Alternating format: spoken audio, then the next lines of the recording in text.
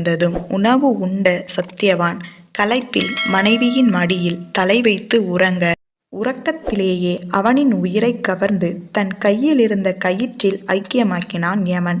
தியானத்தில் இருந்த சாவித்திரி கணவனின் உடலில் நின்று வெளிப்பட்ட ஒளி யமனின் கைகளில் இருந்த கயிற்றில் ஐக்கியமானதை அறிந்து கண் விழித்தாள்.